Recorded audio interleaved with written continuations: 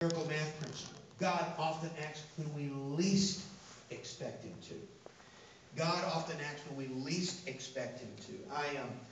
I remember my last church was in Wilmore, Kentucky, and one night we were going to have a 50s night. And you can imagine what a 50s night is. Everybody's wearing 50s clothing, we have 50s music, the whole thing's 50s motif. And 50s games, the whole deal. And we were excited about this. We invited a couple other youth groups in town. We told the kids it was going to be kind of an outreach deal. And we were going to have it at the gym at Asbury Theological Seminary, which is kind of in the backyard of our church building. And the night comes, and it's great. And also, we had told the kids, not only are we going to do all kinds of 50s stuff, but we had actually found an old 50s movie called Beach Blanket Bingo with Frankie Avalon and Annette Funicello. Beach Blanket Bingo. And we also wrote outreach to Roman Catholic kids. But anyway, we were very excited about this thing. What we're going to do is just show it backwards. Because we figured, that way it'd be more interesting. And during the romantic parts, people put their clothes on. So anyway, we're going to show this. And every week at youth group, for about the 3 or 4 weeks leading up to the 50s night, we would show a little clip, we'd show that, and we'd say, if you want to know what happened before that, then come next week.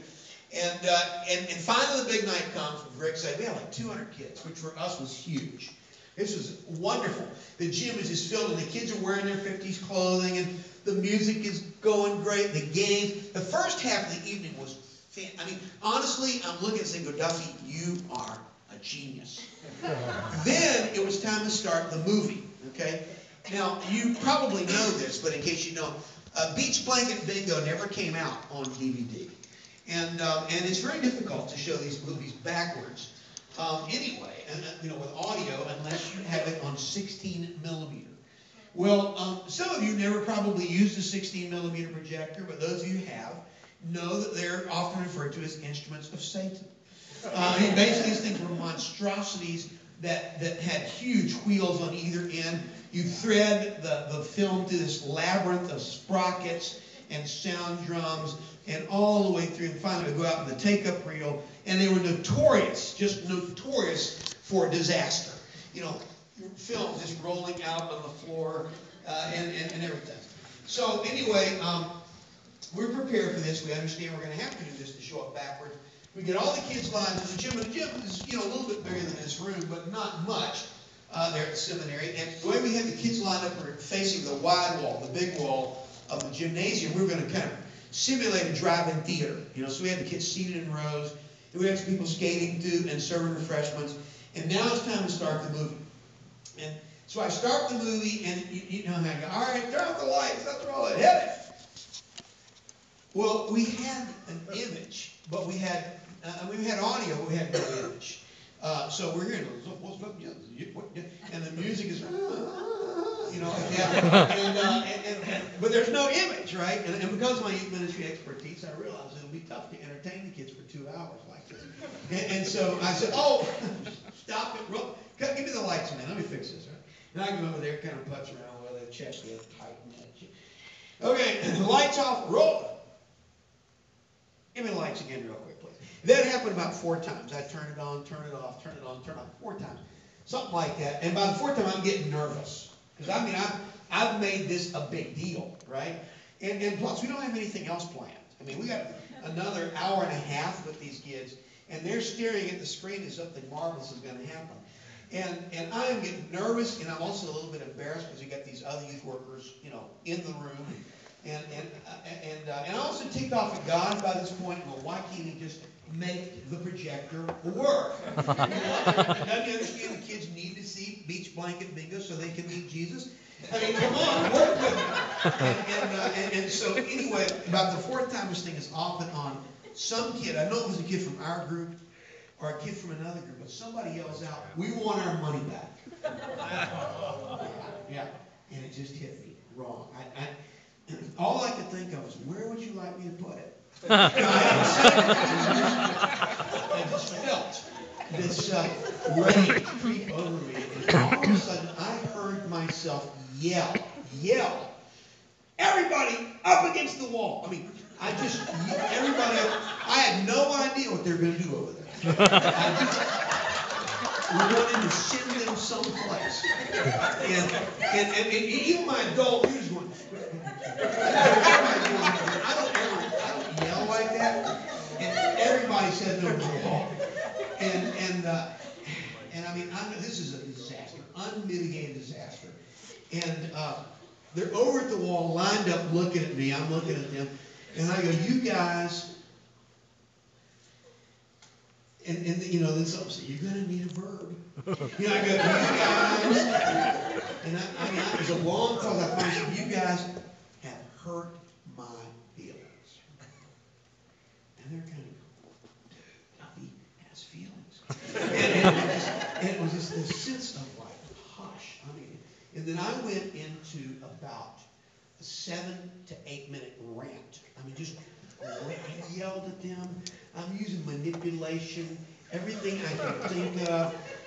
There are a couple of little 7th grade girls on the end who start to kind of go, you know, and so I aimed at them. You know, there's the weakness. There's the weak spot. I'm going after them. They're starting to crack. And I'm just, you know, you're like a baby. You love you care. I'm going to beat like a bingo. And they're going to yell at them. Well, finally, my benediction at the end of it, and you just sense the kids are kind of, on the one hand, they were shocked and appalled. On the other hand, there was just a deep, genuine sense of pity. Because it's like, he's lost it, you know? And they were right. I mean, I am kind of, myself, I'm kind of going, pull up. And then there's a part of me going, die. It's a disaster. And finally, I ended this diatribe. I said, you want your money back? You're going to get your money back. Because this night is over. Go home. Bye. And you know, at these 2 little girls in the end, well, first of all, the kids are going, okay, it's a skit. You know, you know, it's role play. You watch, he's the demoniac. You know, and I didn't smile, right? I mean, I just glared. Well, these 2 little girls in the end, they go over to the money box. It cost them $1. You know, one of our leaders goes over and gives them their money back, and then kids just start following it. And a couple of my leaders, my volunteers, came up to me, and I was just a total brat. No. Done. Just like that. People, and I'm standing by myself in the gym at Asbury Seminary going, this was the perfect disaster. You know, this was just a perfect, what will your next career be, I wonder?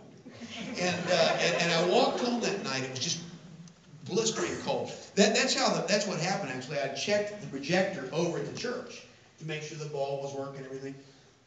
But apparently the change in temperature when I took it outside was what damaged the ball. But I wasn't thinking about any of that. I'm walking home that night. I didn't even go back to get my car over the church. I just walked home. And I just thought this was a complete disaster. Well, don't you know, and Wilmore is a small town. It doesn't take very long to get mail. And so Monday, I actually get a letter from one of the kids in the youth group. Her name is Elaine. And Elaine wrote me on kind of this Christian card, greeting card type thing, like you sell at Majesty.